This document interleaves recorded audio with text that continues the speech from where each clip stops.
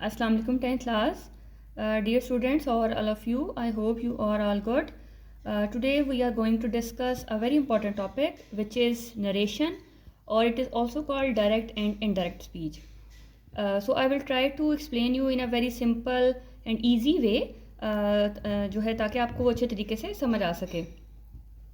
First of all हम ये देखते हैं कि डायरेक्ट स्पीच क्या है और इनडायरेक्ट स्पीच क्या है, कि डायरेक्ट में क्या फ़र्क है और इनडायरेक्ट में क्या फ़र्क है. So direct speech reporting the message of the speaker in the exact words as spoken by him और हर. मतलब कि वो अल्फाज जो आपके पास स्पीकर है, बोलने वाला है, वो कहता है, वो आपके पास डायरेक्ट स्पीच है. जैसे एग्जांपल देखें, Maya said I am busy now. यहाँ पे I am busy now, this is done by और स्पोकन बाय माया. अब माया के कहे हुए जो अल्फाज हैं वो आपके पास कॉमास के अंदर हैं. आप अगर दोनों तरफ देखें तो कॉमास के अंदर हैं. तो ये जो पर्सन, जो स्पीकर जो बोल रहा है, उसके कहे अल्फाज को जो आपने कॉमास में जो लिखा हुआ है, तो ये आपके पास है डायरेक्ट स्पीच. अब जैसे इसको अगर मैं सिंपल उर्दू में अगर एक्सप्लेन करती हूँ कि मैं अभी बहुत मसरूफ़ हूँ, तो मैं अभी बहुत मसरूफ़ हूँ, ये मेरी कही हुई बात है, ये मेरी डायरेक्ट स्पीच है. मैं जिससे भी बात कर रही हूँ उसको मैं ये कह रही हूँ कि मैं बहुत मसरूफ़ हूँ. अब अगर आपने ये बात किसी तीसरे बंदे को जाके बतानी है या किसी और को बतानी है, तो आप उसको ये नहीं कहोगे कि मैं बहुत मसरूफ़ हूँ. आप उसको अपने अल्फाज में एक्सप्लेन करोगे, आप उसको अपने अल्फाज में मोल्ड करोगे और फिर उसको बताओगे कि जो माया है वो क्या कह रही थी, या टीचर क्या कह रही थी, या जिसने भी आपको वो अल्फाज कहे थे वो क्या कह रही थी कि मैं बहुत मसरूफ़ हूँ. तो आप उसको ये कहोगे कि वो बहुत मसरूफ़ थी या वो बहुत मसरूफ़ है. ये डिपेंड करता है आपके बाहर वाले सीक्वेंस पे. तो ये जो मैं बहुत मसरूफ़ हूँ, ये डायरेक्ट स्पीच. और जब आप इसको ये चेंज कर लेते हो कि वो बहुत मसरूफ़ है या वो बहुत मसरूफ़ थी, ये आपके पास है इनडायरेक्ट स्पीच. तो आई होप कि आपको ये दोनों का डिफरेंस समझ आ गया होगा कि डायरेक्ट स्पीच जो है वो डायरेक्ट बात, उसकी जो एग्जैक्ट वर्ड्स, उसमें आपने चेंजिंग्स नहीं करनी है. तो exact words are called direct speech, और जिनको आपने अपने अल्फाज में बयान किया है किसी तीसरे बंदे को, that is called indirect speech. इन्हीं को हम एक्सप्लेन करते हैं. Maya said I am busy now, Maya said that she was busy then. अब ये दैट क्यों आया, वॉज क्यों आया, देन क्यों आया, ये हम आगे जब मैं आपको सेंटेंसेस एक्सप्लेन करूँगी तब आपको ये डिफरेंस जो है वो समझ आ जाएगा. फिलहाल आप ये देखें कि डायरेक्ट स्पीच क्या है और इनडायरेक्ट स्पीच क्या है. तो आई होप कि इट इज़ क्लियर कि direct speech are the exact words, while indirect speech are the words which are converted by you in your own words. So let's move next. उसके बाद है कि अब सेंटेंस हैज़ टू पार्ट. ये जो मैंने आपके पास ये सेंटेंस लिखा, इसके दो पार्ट होंगे.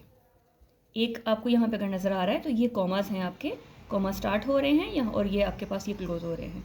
माया said I am busy now, तो बिफोर कॉमास एक पार्ट है और इन्वर्टेड कॉमास के अंदर जो चीज़ है वो एक पार्ट है. तो यहाँ पे वो पार्ट जो कॉमा से बाहर है, that is called reporting verb और रिपोर्टिंग स्पीच.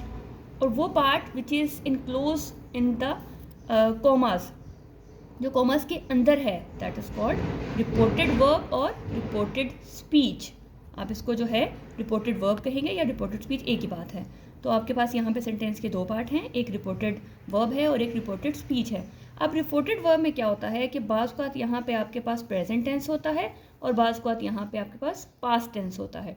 अगर यहाँ पे पास्ट टेंस होगा तो आपके पास जो अंदर आपके पास जो वर्ब है वो चेंज होगा, और साथ में आपके जो पर्सन्स हैं वो भी चेंज हो गए. अब ये पर्सन्स क्या हैं ये अभी मैं आपको एक्सप्लेन करती हूँ. यहाँ पे आप सिर्फ ये देखें कि अभी अगर आपके पास यहाँ पे पास्ट टेंस है, सेड मतलब पास्ट टेंस, अगर आपके पास सेड है तो आपने जो आपके वर्ब है उसको चेंज करना है. लेकिन अगर आपके पास यहाँ पे सेज होगा या विल से होगा तो फिर आपका टेंस चेंज नहीं होगा, आपका जस्ट पर्सन्स चेंज होंगे. यह थोड़ा सा डिफरेंस आपने याद रखना है कि अगर पास्ट टेंस है तो आपके पर्सन्स और वर्ब दोनों चेंज होंगे, लेकिन अगर यहाँ पे आपका प्रेजेंट टेंस है से या विल से, तो आपके सिर्फ पर्सन्स चेंज होंगे, आपका वर्ब चेंज नहीं होगा. जैसे मैंने नीचे लिखा भी है, no change in the tense when reporting verb works in present और future tense, that is say, says and will say. Okay. और उसके बाद है नेक्स्ट चीज़ आपके पास यहाँ पे आपको जो पता होनी चाहिए वो है कि आपका कौन सा टेंस हो तो आपने उसको किस टेंस में चेंज करना है. फॉर एग्जाम्पल अगर आपका सिंपल प्रेजेंट टेंस है जिसमें ये नीचे मैंने लिख भी दिया है कि उसकी क्या पहचान होगी, मतलब हमें कैसे पता लगेगा कि वो सिंपल प्रेजेंट टेंस है। मतलब उसमें या तो फर्स्ट फॉर्म होगा, डू डज होगा, इज़ आर एम होगा। जैसे आपके पास इस सेंटेंस में ये एम है, ये सिंपल प्रेजेंट टेंस है। तो if the sentence has simple present tense then it will changes into simple past. मतलब फर्स्ट फॉर्म चेंज हो जाएगी सेकंड फॉर्म में, डू डज चेंज होगा डिड में, इज़ आर एम जो है वो वॉज वर अकॉर्डिंग टू आपका जो सब्जेक्ट होगा या जो आपका पर्सन होगा उसके अकॉर्डिंग जो है वो चेंज हो जाएगा। उसके बाद आपके पास अगर प्रेजेंट कॉन्टिन्यूस टेंस है, is are am plus first form plus I N G. Present continuous is are am first form plus I N G, तो वो चेंज होगा पास्ट कॉन्टिन्यूस में, means was were plus first form plus I N G. Next है आपका present perfect. अगर आपके पास जो reported speech है उसके अंदर हैज़ है और थर्ड फॉर्म है तो वो चेंज हो जाएगा पास्ट परफेक्ट में, मतलब हैज़ और हैव दोनों चेंज हो जाएंगे। अगर आपके पास कुछ भी होता है तो वो हैड में चेंज हो जाएगा, और हैज़ हैव हैड के बाद हम ऐसे ही वैसे भी ऑटोमेटिकली हमारे पास थर्ड फॉर्म ही आती है। नेक्स्ट है आपके पास प्रेजेंट परफेक्ट कॉन्टिन्यूस टेंस। उसकी क्या पहचान होगी आपके पास कि आपके पास हैज़ बीन होगा या हैव बीन होगा, उसको आपने चेंज करना है हैड बीन में। नेक्स्ट है फ्यूचर इंडेफिनिट यानी कि विल शैल प्लस बी, और उसको आप चेंज करेंगे प्रेजेंट कंडीशनल टेंस में, दैट इज वुड बी। मतलब विल बी शैल बी जो है वो आपका चेंज हो जाएगा वुड बी में। इस तरह से आप यहाँ थोड़ा सा गौर से देखें कि अगर आपके पास सिंपल पास्ट टेंस है, ये तो मैंने आपको सीधा सीधा बता दिया ना, अगर आपके पास सिंपल पास्ट है एक तो आपका प्रेजेंट टू पास्ट होगा, लेकिन अगर सेंटेंस के अंदर इस यहाँ पे आपके पास वॉज वर है या आपके पास यहाँ सेकंड फॉर्म है तो वो चेंज होगी आपके पास। ये एरो को अगर आप ध्यान से देखें तो वो चेंज होगी आपकी पास्ट परफेक्ट यानी कि हैड प्लस थर्ड फॉर्म में। मीन्स कि अगर आपके पास सेकंड फॉर्म है तो वो चेंज होगी हैड प्लस थर्ड फॉर्म में। इसी तरह से अगर आपके पास was were plus I N G है आपके पास रिपोर्टेड स्पीच में तो वो चेंज होगी आपकी यहाँ से हैड बिन में। तो ये थोड़ा टेबल आपको याद करना पड़ेगा। ये वो रूल्स और रेगुलेशंस हैं जिनको आपने याद करके थोड़ा जहन में रख के, तो फिर आपका जो ये क्वेश्चन है डायरेक्ट इनडायरेक्ट का, फिर आपके लिए मुश्किल नहीं होगा। जैसे आपको ये रूल्स जो हैं उनको आपने फॉलो अप करना है, देन वो ये जो नरेशन है ये बहुत ईजी लगेगी आपको। ओके, नेक्स्ट कुछ और चेंजेस हैं। जैसे आपके पास ये देखें, हमने पिछले जो सेंटेंस में यहाँ पे लिखा हुआ है नाउ, ये नाउ चेंज होगा देन में। यहाँ हमारे पास लिखा, अगर मैंने यहाँ पे है नाउ, सॉरी ये नहीं लिखा हुआ, ये लिखा हुआ सॉरी, नाउ देन, इस तरह से ये चेंज होगा। Can could may might shall should will would these those now then here there this that these those, और टू जो है वो और टू में ही रहेगा। Hence thence thus so next following ago before today that day tomorrow the next day या the following day, yesterday the previous day या the last day, last night the previous night, tonight that night, either और thither में। ये आपके पास changes हैं जिनको आपने ये माइंड में रखना है। उसके बाद आपके पास है मस्ट। मस्ट चेंज होगा हैड टू में अगर आपके पास जो रिपोर्टिंग स्पीच है वो सेड है, लेकिन अगर आपके पास रिपोर्टिंग जो स्पीच है वो से या विल से में है तो मस्ट चेंज होगा वुड हैव टू में। ठीक है, इसको भी आपने जहन में रखना है कि आपका जो मस्ट है वो चेंज होगा हैड टू में अगर पास्ट टेंस है, यानी कि रिपोर्टिंग स्पीच आपकी जो है वो पास्ट में है, सेड में है। इस तरह से अगर वो आपके पास फ्यूचर में है यानी कि विल में है या तो आपके पास ये चेंज होगा, मस्ट होगा वुड हैव में अगर उसमें विल से लिखा हुआ है यानी कि फ्यूचर टेंस में लिखी हुई है तो। और फॉर यूनिवर्सल ट्रूथ और reality we do not change. कोई भी अगर यूनिवर्सल ट्रूथ लिखा हुआ है, कोई सेंटेंस में यूनिवर्सल ट्रूथ है तो फिर हमने उसमें कुछ भी चेंज नहीं करना, वो एज इट इज़ ही रहता है। ओके, नेक्स्ट जो चीज़ इसके अंदर है वो है यहाँ पे पर्सन्स और सब्जेक्ट और ऑब्जेक्ट। अब यहाँ पे थोड़ा सा बच्चे कंफ्यूज हो जाते हैं कि सब्जेक्ट के अंदर भी वही वर्ड्स आ रहे होते हैं और सब्जेक्ट ऑब्जेक्ट के अंदर भी वही वर्ड आ रहे होते हैं। तो अब आपने इस बात को थोड़ा ध्यान से सुनना है, तो फिर ये चीज़ आपके लिए भी जो है वो कन्फ्यूजिंग नहीं होगी। पहले हम उसको डिस्कस कर लेते हैं। जी, पर्सन्स, 3 पर्सन्स हैं हमारे पास, first person, second person, third person. अब इसको अगर मैं सिंपल एक्सप्लेन करूँ तो फर्स्ट पर्सन, जैसे मैं आपसे बात कर रही हूँ तो मैं हूँ फर्स्ट पर्सन। अब मैं कौन हूँ? आई। अगर मेरे साथ मैं अकेली हूँ तो मैं सिंगल हूँ तो आई। अगर मैं एज अ ग्रुप जो है अपने साथ 2-3 लोगों को और, तो हम बन जाएंगे वी। तो आई और वी मतलब जो बात करने वाला है, द पर्सन या स्पीकर हु स्पीक समथिंग। इस टाइम मैं बात कर रही हूँ तो मैं फर्स्ट पर्सन हूँ। अगर मैं एज अ ग्रुप की फॉर्म में जो है बात करूँगी तो ये वी हो जाएगा। तो जो बात करता है वो है फर्स्ट पर्सन। अब मैं बात किससे कर रही हूँ? बात मैं आपसे कर रही हूँ। तो आप हैं यू, तो वो जिससे बात की जाती है या जो सुनने वाला है वो है यू। सिंगल भी यू होगा, प्लूरल भी यू होगा। तो आई और वी, आई सिंगल और वी जो है वो एज अ प्लूरल यूज़ होगा। तो फर्स्ट पर्सन याद रखना है, आपने अपने आप से भी याद रख सकते हैं कि वो कि अगर आप बात कर रहे हैं तो आप हैं फर्स्ट पर्सन, जिससे आप बात कर रहे हैं वो है सेकंड पर्सन। और बाज़ का क्या होता है कि हम किसी के बारे में बात कर रहे होते हैं, वो यहाँ पे मौजूद नहीं होता। The person who is not present and about हुम समथिंग इज़ टोल्ड और सेड, कि जिसके बारे में बात की जाए और वो यहाँ पे मौजूद ना हो, तो वो है आपका third person. He she it दे हैं आपके थर्ड पर्सन। तो ये चीज़ों को आपको थोड़ा ध्यान रखना है कि फर्स्ट पर्सन जो बात करता है, सेकंड पर्सन जिससे बात की जाती है, और वो लोग जो अभी आपके पास मौजूद नहीं हैं वो है आपका third person, he she it दे। अब ये अगर आपके पास चीज़ क्लियर है तो आगे हम चलते हैं सब्जेक्ट और ऑब्जेक्ट की तरफ। सब्जेक्ट वो पर्सन है दैट परफॉर्म्स द एक्शन, जो काम करता है। Persons that perform the action. Object जो रिसीव करता है एक्शन, या जिस पे जो है वो एक्शन किया जाता है, वो है ऑब्जेक्ट। तो सब्जेक्ट एक्शन करने वाला, ऑब्जेक्ट जो रिसीव करता है एक्शन को। So I think it is clear. So हम अपने दोबारा उस टॉपिक की तरफ पीछे से आते हैं। अब हमारे पास पर्सन्स, मैंने आपको बताया कि थ्री पर्सन्स हैं, फर्स्ट पर्सन, सेकंड पर्सन और third person.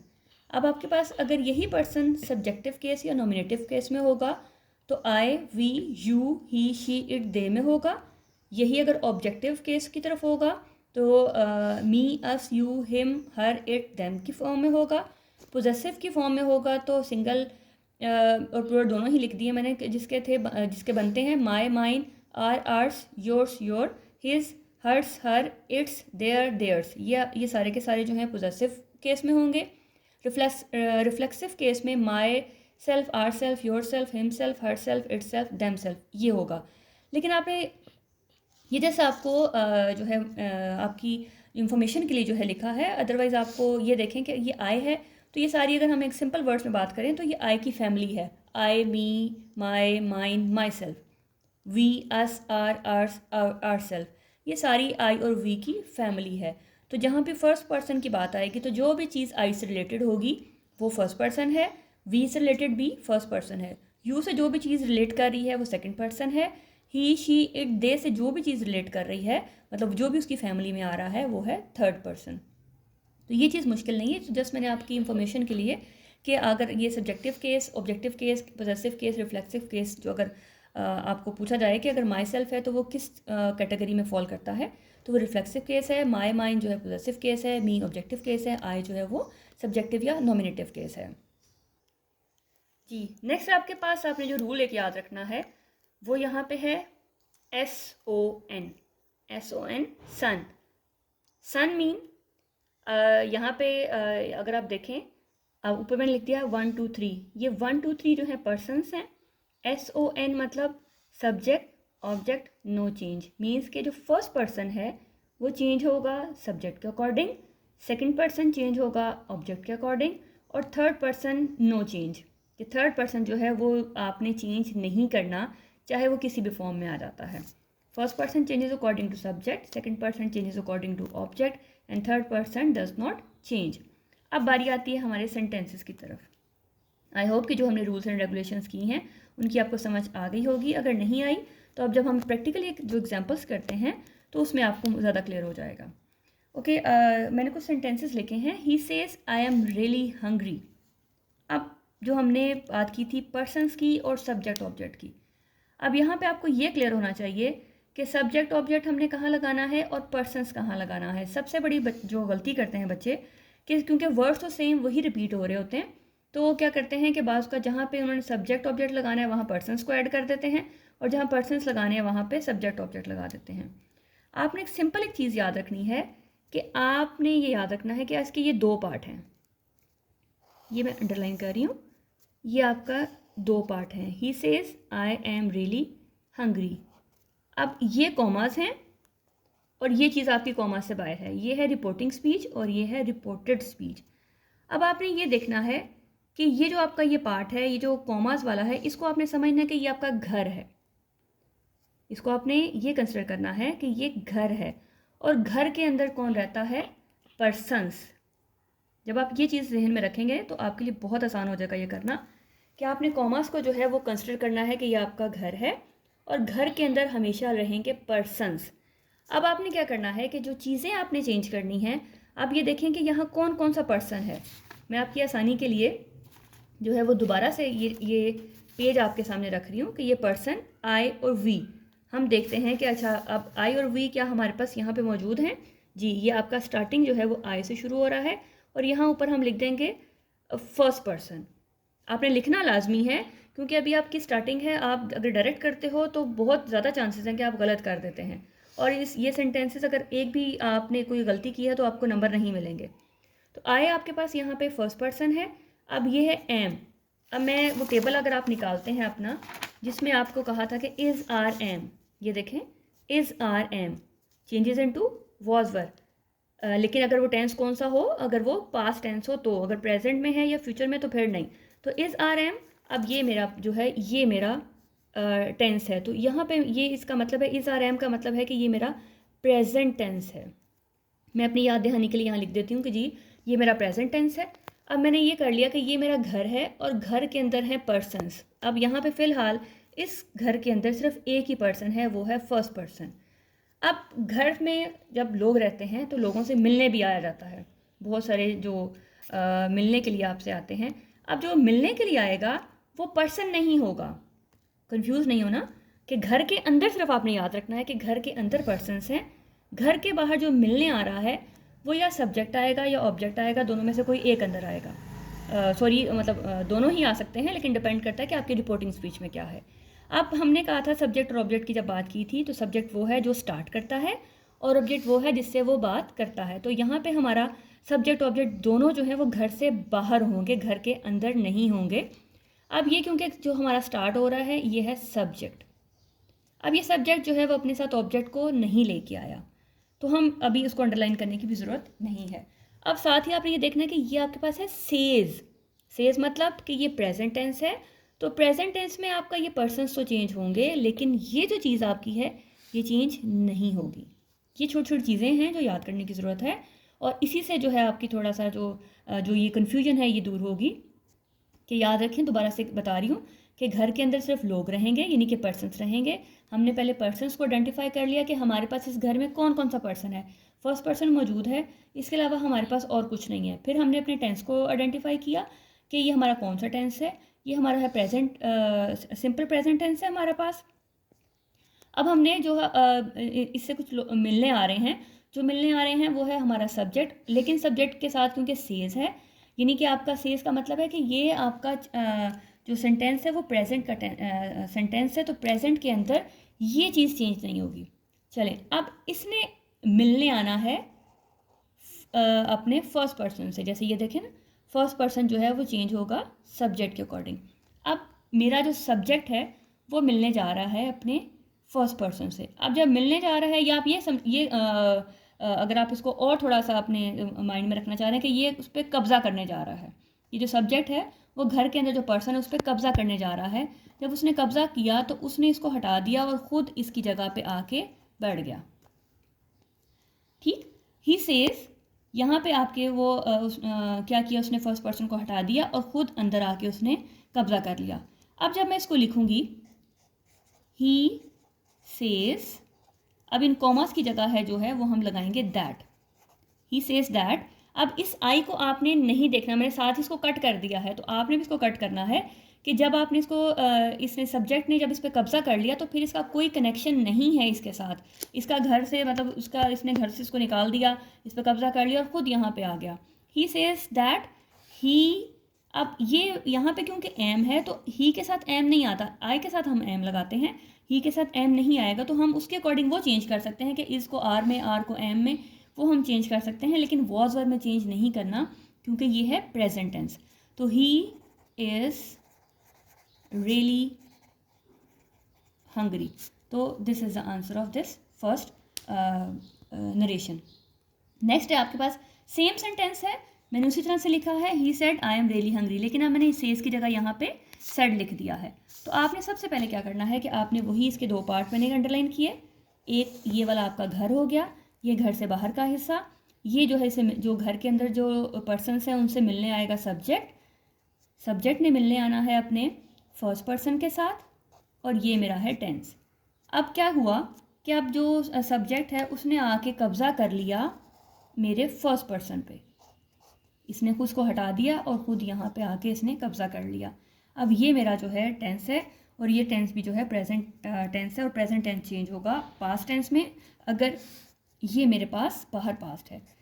He said that he was really hungry.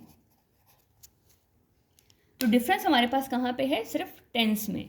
तो आई होप कि आपको समझ आ रही होगी कि अगर आपके पास ये सेज प्रेजेंट में है तो फिर आपने जो है इसका ये जो टेंस है वो चेंज नहीं करना, लेकिन अगर ये आपके पास सेड है, पास्ट है, तो फिर ये भी चेंज होगा और पर्सन ऑटोमेटिकली चेंज होना ही है, चाहे वो टेंस प्रेजेंट है चाहे वो पास्ट है। ओके, नेक्स्ट है Haris said I am going to school today. अब ये देखें सेम वही, हम इसके दो पार्ट करते हैं। Haris said I am going to school today. जी नेक्स्ट सेंटेंस है हमारा Haris said I am going to school today. हमने इसके दो पार्ट कर लिए। अब ये जो हारिस है ये आपका है सब्जेक्ट, यहाँ पे ये आपका है फर्स्ट पर्सन और ये है आपका टेंस, और ये एम मतलब कि आपका ये है प्रेजेंट टेंस। अब सेम सब्जेक्ट जो है वो आएगा आपके फर्स्ट पर्सन पे, यानी कि फर्स्ट पर्सन को इसने हटा दिया और यहाँ पे आ गया हारिस। ये आपका टेंस है जिसको आपने चेंज करना है। सो हारिस सेड दैट, अब यहाँ पे आप लगाओगे हारिस क्योंकि लड़का है तो हम उसके लिए लगाएंगे he was going to school. तो उसके बाद आपके पास ये टुडे है, तो टुडे जैसे मैंने बताया था कि यहाँ पे जैसे हमने ये डिस्कस किया था कि ये जो चेंजेस थी इसके अंदर ये टुडे जो है वो है दैट डे, तो आपने यहाँ पे इसको क्या करना है टू स्कूल दैट डे। इस तरह से इसको इसी सेंटेंस को मैंने सेज में भी लिखा है कि Haris says I am going to school today. तो सेम आपके पास ये है सब्जेक्ट, इसको हमने दो पार्ट्स में डिवाइड किया, ये आपका फर्स्ट पर्सन, ये आपका टेंस और ये आपका टुडे जिसको आपने चेंज करना है। इस हारिस ने कब्जा किया आई पे और ख़ुद यहाँ पे आ गया। सो हारिस सेज दैट ही, अब यहाँ पे वॉज नहीं आएगा क्योंकि ये सेज है, तो he is going to school that day. यानी कि मैंने आपको दो सेंटेंसेस एक ही सीक्वेंस में बताया कि सेज और सेड में फ़र्क क्या है कि सिर्फ जब सेज होगा तो टेंस ने चेंज नहीं होना, बाकी सारी चेंजेस होंगी, और जब सेड है तो उसने टेंस ने भी चेंज होना है और साथ में आपके पर्सन्स ने भी चेंज होना है। जी नेक्स्ट सेंटेंस है he said he does not like computer. अब यहाँ है डज़ नॉट। अब अगर आप देखें does not mean simple present और डू डज चेंज होगा डिड में। सो ये आपका सब्जेक्ट, ये आपका ही शी जो है था वो अगर आपको याद हो कि ही शी इट जो है वो आपका है थर्ड पर्सन।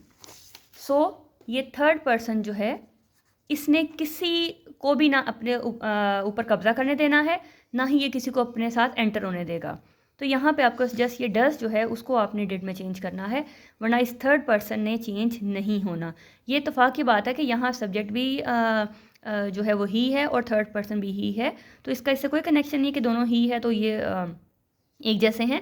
आगे भी आपको मैं एग्जांपल्स जो है वो दूंगी जिसमें आपके पास ये दोनों डिफरेंट होंगे। तो हम लिखेंगे he said that he did not like computer. So ये आपका जो है सेंटेंस वो कंप्लीट है। नेक्स्ट है I said he have eaten the meal. अब ये हैव आपने पहले ये देखना है कि सेंटेंस जो है, जो आपका जो सेंटेंस है वो किस टेंस का है। तो अब ये देखें कि हैज़ हैव जो था वो हमारे पास कहाँ था, हैज़ हैव हमारे पास था प्रेजेंट परफेक्ट में, और प्रेजेंट परफेक्ट ने चेंज होना है हैड में। तो ये जो टेबल है ये सबसे ज़्यादा इंपॉर्टेंट है आपको इसमें चेंजेस लाने के लिए। आपने यहाँ इसको लिख देना है कि ये आपका प्रेजेंट परफेक्ट है और हमने इसको चेंज करना है पास्ट परफेक्ट में। तो ये आपके दो पार्ट्स हैं, ये आपका घर है, यहाँ पे ये आपका सब्जेक्ट है। अब यहाँ कंफ्यूज नहीं होना कि जैसे हमने पिछले सेंटेंस में यहाँ पे जो आए था ये हमारा जो वो फर्स्ट पर्सन था, तो सिर्फ इसलिए बार बार समझा रही हूँ कि इस फर्स्ट पर्सन और सेकंड और थर्ड पर्सन हमेशा घर के अंदर होंगे। अगर वही चीज़ें शुरू में आ रही हैं तो क्योंकि सेंटेंस स्टार्ट कर रही हैं तो वो एज अ सब्जेक्ट यूज़ होंगी। ये आपके पास है सब्जेक्ट, ऑब्जेक्ट अभी इस सेंटेंस में फिर हमारे पास नहीं है। ये आपके पास है थर्ड पर्सन और ये आपका जो है वो टेंस है जिसको आपने चेंज करना है। सो इसको आपने अगर ये आप लाना भी चाहें तो इसने इसको अपने ऊपर नहीं ये जो है कब्ज़ा नहीं करने देना, क्योंकि थर्ड पर्सन जो है वो चेंज नहीं होता। तो हम लिखेंगे I said that he had eaten the meal. Next है they said we have not gone to New York. अब सेम वही दो पार्ट्स, ये आपका सब्जेक्ट, ये आपका फर्स्ट पर्सन, ये आपका टेंस और ये सेड है, तो इसका मतलब है कि ये आपके पास लाजमी चेंज होगा जी। अब ये क्योंकि फर्स्ट पर्सन है तो फर्स्ट पर्सन के ऊपर कब्ज़ा करना है आपके सब्जेक्ट ने, तो इसने इसको काट देना है और इसके ऊपर कब्ज़ा करने के बाद ये आपके जो दे है ये इसके ऊपर आ जाएगा। इसने कब्ज़ा किया और इसने अपनी जगह जो है इसकी अपनी बना ली है और वी को इसने बाहर निकाल दिया है। तो हम लिखेंगे they said that they had not gone to New York. Next है आपके पास I said it has been raining for days. So same आप इसको टू पार्ट्स में डिवाइड करेंगे। ये आपका subject, he she it they आपका थर्ड पर्सन, ये आपका टेंस। तो अब वही बात कि थर्ड पर्सन जो है वो कोई भी उस पर कब्ज़ा नहीं कर सकता। I said that it had been raining for days. John said they went to cinema. John आपका सब्जेक्ट, दे आपका जो है वो थर्ड पर्सन और यहाँ पे है ये वेंट। अब ये देखें कि वेंट जो है वो आपकी है सेकंड फॉर्म। सेकंड फॉर्म ये आपका एरो, इस एरो को चेक करें कि सेकंड फॉर्म चेंज होगी हैड प्लस थर्ड फॉर्म में। ये टेबल बार बार कह रही हूँ कि टेबल बहुत लाजमी है। अगर ये टेबल आपको आ जाता है फिर टेंसेस करना कोई मुश्किल नहीं है, चाहे वो किसी भी फॉर्म में हो। तो सेकंड फॉर्म या डिड वॉज वर जो हैं वो चेंज होंगे हैड प्लस थर्ड फॉर्म में। सो जॉन सेड दैट, क्योंकि थर्ड फॉर्म है तो थर्ड फॉर्म जो है वो उसको स्ट्रॉन्ग है, उसने अपने ऊपर कब्ज़ा नहीं होने देना। सो दे हैड, इसकी थर्ड फॉर्म है gone to cinema. She said I did not buy a car. ये आपका सब्जेक्ट, ये आपका आपके घर का अंदर का हिस्सा, ये आपका फर्स्ट पर्सन और ये है डिड।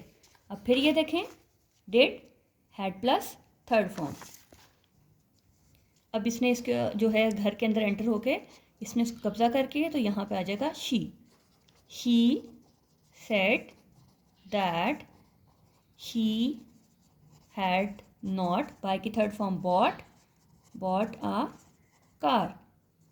नेक्स्ट अब थोड़ा सा अगर इतनी आपको समझ आ गई है तो नेक्स्ट भी इंशाल्लाह जो है वो आपके लिए मुश्किल नहीं है। आई होप कि जिस तरीके से समझाया है ये आपके लिए हेल्पफुल होगा। He said to me I was waiting for you. अब यहाँ पे पहले तो आप सिर्फ सेड था, अब यहाँ पे दो चीज़ें आ गई हैं। ये आपका है सब्जेक्ट, ही किससे कह रहा है मी से, तो ये है ऑब्जेक्ट जो बात करता है, किससे बात करता है, तो ही सेड टू मी, ही आपका सब्जेक्ट और ये है ऑब्जेक्ट। ये है आपका इंटरनल पार्ट ऑफ होम। ये आपका है फर्स्ट पर्सन, ये आपका टेंस वेटिंग फॉर यू। आप देखें यहाँ पे यू है, थोड़ा पहले मैंने आसान लिखे थे, अब मैंने जो है थोड़ा सा आपको समझाने के लिए कि सेकंड पर्सन भी क्या है। अब यू जो है वो है second person.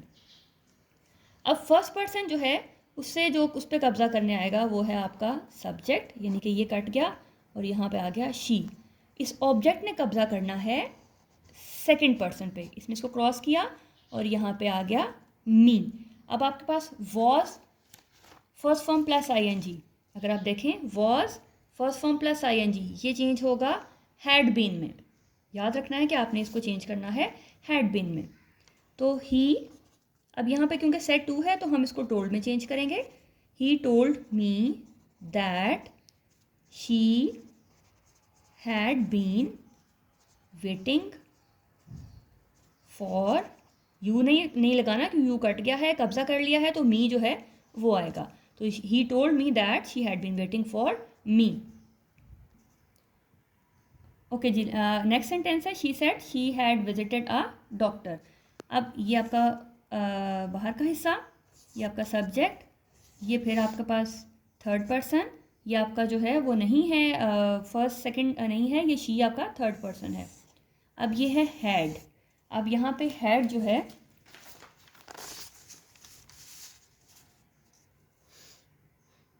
Had passed perfect है. अब पास्ट परफेक्ट और किसी में चेंज नहीं होगा, मतलब अगर पास्ट परफेक्ट है तो उसको आपने एज इट इज़ ही लिखा रहने देना है.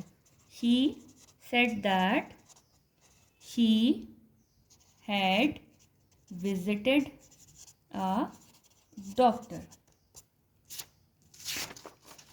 तो क्लास आई थिंक आपको कुछ हद तक समझ आ गई होगी. अगर नहीं आई तो इसको बार बार देखें. ये इतनी मुश्किल चीज़ नहीं है. मैंने बहुत इजी वे में समझाया है. जब आप एक दो दफ़ा इस वीडियो को देखेंगे और खुद घर में प्रैक्टिस करेंगे तो ये आपके लिए बहुत इजी रहेगा. ये सिर्फ एक स्टार्टिंग है. इसके अलावा इसकी टाइप्स हैं, 5 टाइप्स हैं डायरेक्ट एंड डायरेक्ट की, जिनको मैं अगली वीडियो में डिस्कस करूँगी, क्योंकि एक ही वीडियो में सारा कुछ डिस्कस करना पॉसिबल नहीं है. तो आई होप कि आपको अच्छे से समझ आ गई होगी. अगर आपको समझ आई है तो इस वीडियो को लाइक सब्सक्राइब लाजमी करें, ताकि जो नेक्स्ट पार्ट है वो आपको ऑटोमेटिकली आपके पास जो है वो सेव हो जाए. अपना ख्याल रखिएगा. अल्लाह हाफ़िज़.